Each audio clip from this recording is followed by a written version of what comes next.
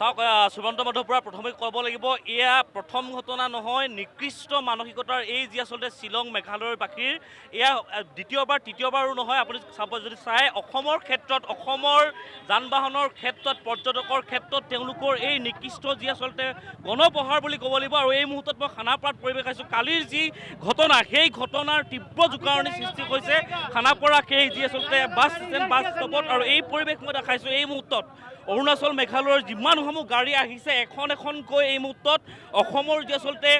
চালক সন্থা বুলি ক'ব লাগিব চালক সন্থাই আবদ্ধ কৰিছে পোনে পোনে মই পৰিৱেশ দেখাইছোঁ সুমন্ত মাধৱৰ পৰা এয়া পৰিৱেশ চাওক কালিৰ যি পৰিৱেশ তাৰ যেন পুনৰাবৃত্তি ঘটিছে এই মুহূৰ্তত কিয়নো পুনৰ জনাইছোঁ শ্বিলং মেঘালয়লৈ যোৱা যি আচলতে অসমৰ হওক পৰ্যটনৰ যিসমূহ গাড়ী আছিল কালি যি আচলতে দুষ্কৃতিকাৰী বুলি ক'ব লাগিব मैम कोलकाता से आया कुछ नहीं पता देखो मैम इतना दूर से मैम 1000 किलोमीटर दूर से मैम हम लोग को कैसे पता होगा आप बोलिए मैम टूरिस्ट है हम लोग कैसे पता होगा हमें मैच देखे फिर हम लोग लौट जाए घर फिर चल जाएगा रात को नीचे आके ट्रेन पकड़ चल जाएंगे कुछ हम लोग को कुछ ही नहीं पता हम लोग तो मैम कुछ नहीं आने के हम लोग को पता चले गाड़ी रोकने में हमें पता चल गया कैसे वही तो बोल रहे हो वही तो मैं भैया बोले मुझे कैसे पता बोले भैया हम लोग तो हम लोग बेटा दूध मांगो तो खीर देंगे और खीर देंगे পৰিৱেশে একে উত্তেজনা পৰিৱেশে বিৰাজ কৰিছে এই মুহূৰ্তত পৰিৱেশ দেখাইছোঁ অসম লাইভৰ দৰ্শকলৈ আৰক্ষী প্ৰশাসন আহি উপস্থিত হৈছে যদিও কালি যি আচলতে হিংসাত্মক ঘটনা সংঘটিত হৈছিল শ্বিলঙত আৰু এই শ্বিলঙৰ পৰিৱেশৰ লগত আজি যি আচলতে অসমৰ পৰ্যটন চালক সন্থা ইতিমধ্যে আচলতে এখনৰ পিছত আনখন অৰুণাচলী মেঘালয় গাড়ী আবদ্ধ কৰি ৰাখিছে আৰু এই মুহূৰ্তত এখনো গাড়ী পাৰ হ'বলৈ দিয়া নাই কিন্তু পুলিচৰ যি আচলতে প্ৰশাসন ইতিমধ্যে তীক্ষ্ণ হৈ পৰিছে প্ৰশাসনৰ লোক আহি উপস্থিত হৈছে পুলিচ বিষয়া উপস্থিত হৈছে তাৰ সমান্তৰালভাৱে পৰিৱেশ দেখাইছোঁ আৰু এই মুহূৰ্তত মই দেখাইছোঁ মেঘালয় যি আচলতে যিসমূহ বাহন এই মুহূৰ্তত আবদ্ধ কৰি ৰাখিছে পুনৰ পৰিৱেশ দেখাইছোঁ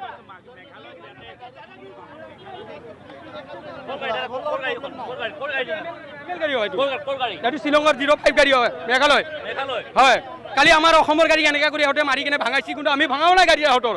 আমি তেওঁতক বুজাই দিছোঁ যে আপোনালোকে অসমত নচলিব আমাক মেঘালয় চৰকাৰে এইখিনি দিব লাগিব যে কিহৰ কাৰণে আমাৰ লগত এনেকুৱা প্ৰত্যেকবাৰে হৈ আছে তাৰ কাৰণে কিবা এটা উপায় ওলাই দিব লাগিব মেঘালয় চৰকাৰ আহিব লাগিব অসমত আহি কিনে কথা পাতিব লাগিব আমাৰ চালকৰ লগত অসমৰ মাজেদি নকলে তেওঁলোকৰ নিষ্ঠা নাই তাৰ পিছতো সিহঁতে দবদবানি নকমে অসমৰ ওপৰতে দবদবানি দেখাব সেইকাৰণে আমি এটা হেৰি লৈছোঁ ষ্টাডি লৈছোঁ আমাৰ অসমৰ চালক যিমান আছে সেইটো আমি হেৰি কৰিম অৰুণাচলতো আমাৰ অসমীয়াক মাৰিছে আমাৰ এতিয়া যোৱাকালি আপোনাৰ মেঘালয়তো আমাৰ অসমীয়াক মাৰিছে তো তাৰ কাৰণে আমাৰ চালকতে আমি এতিয়া আজি একজোট হৈছোঁ হৈ কিনে এতিয়া মেঘালয় চৰকাৰ আহিব লাগিব আমাৰ লগত কথা পাতি যাব লাগিব যে কিহৰ কাৰণে এনেকুৱা কৰি আছে তাহঁতে আমাৰ অসম হ'ল নটিছৰ নাবি মানে এতিয়া নটিছত য'তে যাওক আপুনি মণিপুৰ যাওক নাগালেণ্ড যাওক য'তে যাওক মেঘালয় অৰুণাচল য'তে যাওক অসমৰ পৰা ট্ৰান্সফাৰ হ'ব লাগিব চব বস্তু তথাপি অসমৰ ওপৰত কিয় আঙুলি উঠাই কেনে এনেকৈ কথা পাতিব আঙুলি উঠাই কেনে আমি সেইকাৰণে অসমীয়াৰ ওপৰত মেঘালয় দবদবানি আমি কমাম এবাৰে কমাম প্ৰত্যেকবাৰে এনেকুৱা হয় এতিয়া আমাৰ ডিচিজন আমি নিজেও বনাম ধন্যবাদ জনাইছোঁ আচলতে ক'ব লাগিব প্ৰত্যেকটো দিশ অসমৰ মাজেৰে পাৰ হোৱা মেঘালয় অৰুণাচলৰ গাড়ী এই মুহূৰ্তত আবদ্ধ এক ভয়ানক পৰিৱেশে বিৰাজ কৰিছে পৰিৱেশ দেখাইছোঁ সমান্তৰালভাৱে পৰিৱেশ দেখাইছোঁ এই মুহূৰ্তত কালি যি হিংসাত্মক ঘটনা হৈছিল সেই হিংসাত্মক ঘটনাৰ মূৰৰ আচলতে মাষ্টাৰ মাইণ্ড বুলি ক'ব লাগিব কোন আছিলে সেইসকল দুষ্কৃতিকাৰী আচলতে কিদৰে মুখত কোলা কাপোৰ বান্ধি ৰাখি তেওঁলোকে চিনেমাৰ কাইদৰে অসমৰ এখনৰ পিছত আনখন গাড়ী তাত থকা যিসকল শিক্ষক শিক্ষয়িত্ৰী হওক তাত থকা যিসকল ছাত্ৰ ছাত্ৰী হওক অসমৰ যিসকল পৰ্যটক হওক সেইসকল পৰ্যটক যোৱাৰ পিছতো আচলতে অসম চৰকাৰৰ এই যি আচলতে এই ব্যৰ্থতা ক'ব লাগিব অসমৰ যিসকল চালক সন্থাই যিদৰে পৰ্যটন কেন্দ্ৰ হিচাপে লৈ চালন বাহনখন লৈ তেওঁলোকে যি আচলতে যায় তাৰ আজি কোনো ঠিক নোহোৱা হৈছে এই ঘটনাৰ পৰিৱেশ বিৰাজ কৰিছে আৰু এই মুহূৰ্তত CRPF বাহিনীৰ দল উপস্থিত হৈছে অসমৰ পুলিচ বিভাগৰ এটা বৃহৎ দল উপস্থিত হৈছে যিকোনো মুহূৰ্তত হিংসাত্মক ঘটনাই পুনৰবাৰ ৰূপ ল'ব পাৰে সুমন্ত মাধৱ বৰা মই পৰিৱেশ দেখাইছোঁ কিদৰে এখনৰ পিছত আনখন যান বাহন এতিয়া আবদ্ধ কৰিছে মেঘালয় শ্বিলং যিসমূহ গাড়ী ইতিমধ্যে আহিছে এই মুহূৰ্তত আবদ্ধ কৰি ৰাখিছে মই কথা পাতিম দাদা थैंक यू भैया हो गया भैया सॉल्यूशन हो गया हम लोग सब लोग भैया ने बहुत कुछ हेल्प आउट किया कहाँ से आ रहा है भैया कोलकाता से हम लोग मैच देखने आए भैया शिलोंग जा रहा हूँ मोहन बागान का मैच देखने के लिए जा रहा हूँ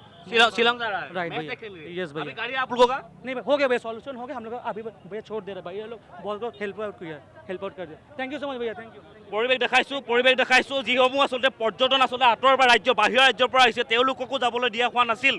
এই মুহূৰ্তলৈকে আৰু এই মুহূৰ্তত প্ৰাক মুহূৰ্তত আমি পৰিৱেশ দেখাইছোঁ তাৰো কিছু পৰিৱেশ দেখাম অত্যাচাৰ কৰে সেনেকৈ অত্যাচাৰটো আমি নকৰোঁ নহয়। আমাৰ যেনেকৈ ষ্টুডেণ্ট যায় আমি ঘূৰিবৰ কাৰণে যেতিয়া যাওঁ যোৱাৰ পিছত মেঘালয় গাড়ী হাতত চাই পেলাই একো নকৰে, আমাৰ অসমৰ গাড়ীকেইটাক চাই চাই ভাঙি দিয়ে আৰু সৰু পোৱালি বাচ্চা আছিলে সেই বাচ্চাকেইটাৰ ওপৰত কেনেকৈ উঠি পেলাই লাত মাৰি গৈছে।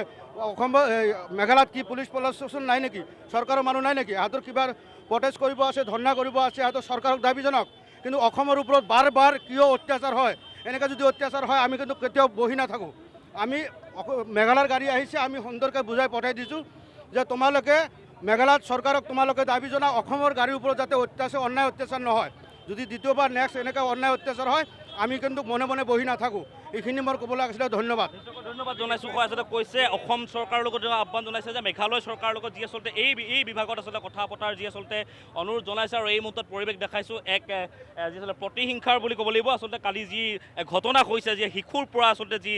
বয়োজ্যেষ্ঠজনলৈ আচলতে যি আচলতে গাড়ীত তেওঁলোকে আচলতে শিলগুটি নিক্ষেপ কৰিছিল, লাঠিৰে মৰিয়াইছিল আৰু এই যে যি পৰিৱেশ এই মুহূৰ্তত মই পৰিৱেশ দেখাইছোঁ। খানাপাৰা পৰিৱেশ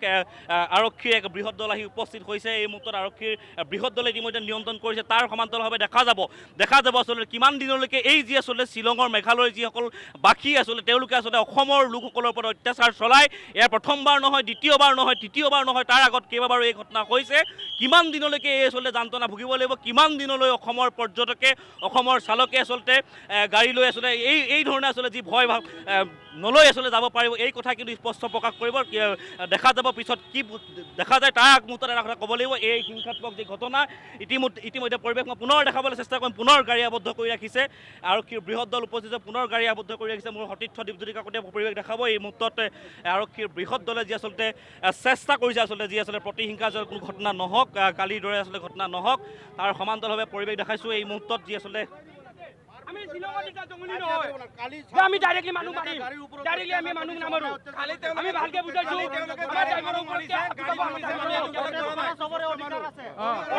অধিকাৰ আছে। কাৰোবাৰ গাড়ী ভাড়া সম্পত্তি, মোৰ প্ৰাইভেট সম্পত্তি, কোনোবাই মোৰ সম্পত্তিটোক ইঞ্চুৰেঞ্চে দিবগে নেকি?